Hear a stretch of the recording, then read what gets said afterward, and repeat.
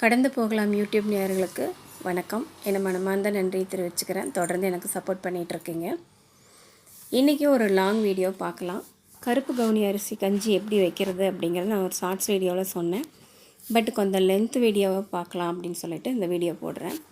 கருப்பு கவுனி அரிசி வந்துட்டு ஒரு டம்ளர் அளவு எடுத்திங்கன்னா 3 பேருக்கு சரியாக இருக்கும். அதை நல்லா ஊற வச்சுட்டு அதுக்கப்புறமா களைஞ்சி குக்கரில் விட்டு 4-5 விசில் விடுங்க. எடுத்துகிட்டு கொஞ்சம் மத்தால கடைஞ்சிட்டு dry fruits and dry nuts எல்லாமே சேர்த்திக்கலாம்.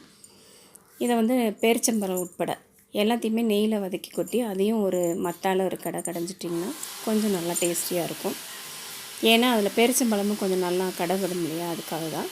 அதுக்கப்புறமா சர்வ் பண்ணுங்கள். இது மாதிரி வாரத்தில் 2 தடவை வீட்டில் எல்லாருக்குமே செஞ்சு கொடுங்க. ரொம்ப ஹெல்த்தியானதும் கூட, நல்லா டேஸ்ட்டாக விரும்பி சாப்பிடுவாங்க. ஸோ டே 2 அதாவது சண்டே அன்றைக்கி பார்த்திங்கன்னா என் பொண்ணுக்கு ஹேர் கட்காக டானியன் கைக்கு போயிருந்தோம்.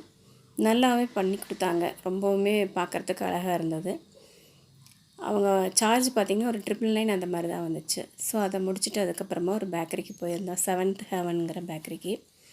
அங்கே போனப்போ ப்ரௌனி சிஸ்லிங் ப்ரௌனின்னு சொல்லிட்டு ஒரு கேக் ஒன்று ஆர்டர் பண்ணியிருந்தார் மாப்பிள்ளை.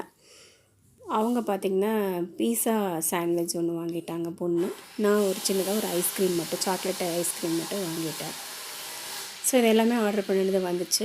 ரொம்பவே டேஸ்டியாக இருந்தது. சாப்பிட்டு முடித்தோம். இந்த பீஸா சாண்ட்விச் பார்த்திங்கன்னா இதுவும் நல்லா டேஸ்டியாக இருந்தது. நான் இப்போ புதுசாக தான் இதெல்லாம் சாப்பிட்றேன். இருந்தாலும் எனக்குமே பிடிச்சிருந்தது. ரொம்பவும் நல்லா இருந்தது. ஸோ சாட்டர்டே சண்டே இப்படி தான் போச்சு. ஸோ அதுக்கு சண்டே அப்போ கொஞ்சம் ஃபிஷ் எடுத்து செய்யலாம் அப்படின்ட்டு ஃபிஷ் எடுத்து செஞ்சுருந்தோம். ஃபிஷ் ஃப்ரை அண்டு ஃபிஷ் கறி ரெண்டுமே செஞ்சுருந்தேன். அதுக்கப்புறமா அந்த டே அப்படியே ஸ்லோவாக போயிடுச்சு.